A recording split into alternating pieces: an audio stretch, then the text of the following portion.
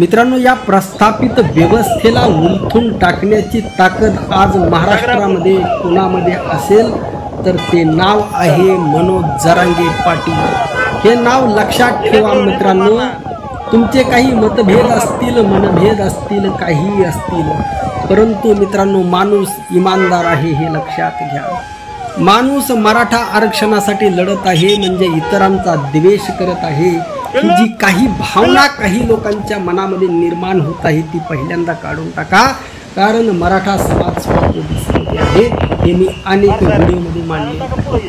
सध्या तो विषय बाजूला ठेवू, त्यासाठी ते व्हिडिओ तुम्ही पाहू शकता। परंतु अनेक लोकांचं मग ते ओबीसी असेल, एससी असेल, एसटी असेल, बौद्ध असतील, मराठा असतील किंवा कोणतीही जात असेल, या सर्वसामान्य जी जनता आहे 90% या जनतेचं स्वप्न आहे की ही जी प्रस्थापित व्यवस्था आहे, हे जे प्रस्थापित घराणे आहेत, मग ते कोणत्याही जातीतले असोत, यांना बाजूला करून सर्वसामान्य जनता पुढे आले पाहिजे।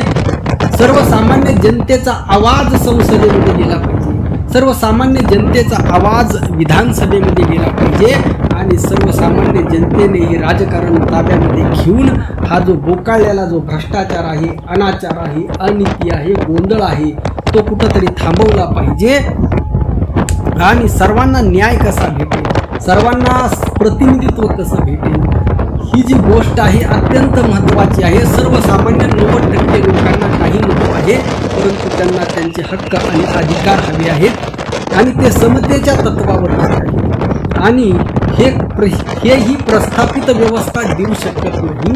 आणि मित्रांनो, जी विरोध करणारी विरोधी व्यवस्था आहे ती कुठंतरी कमी पडत आहे आणि अशामध्ये या व्यवस्थेला आव्हान देण्याची क्षमता आज मनोज जरांगे पाटलामुळे आहे। त्यामुळे द्वेष, जात हे सर्व बाजूला ठेवून सर्वांनी मनोज जरांगे पाटलांना साथ द्या।